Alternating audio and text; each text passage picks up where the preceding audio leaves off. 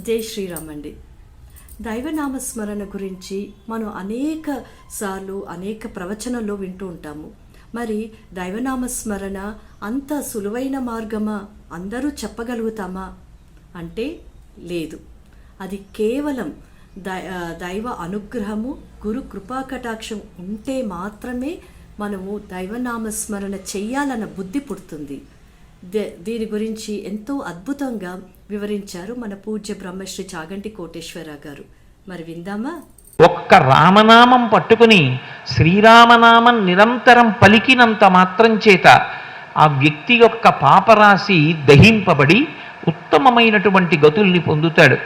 అంత మాత్రం చేత ప్రతి వ్యక్తి భగవన్నామాన్ని పలుకుతానంటే పలకడం సాధ్యం అవుతుందా? అవదు. అలా పలకాలన్న బుద్ధి కూడా ఈశ్వర కటాక్షంగానే కలగాలి.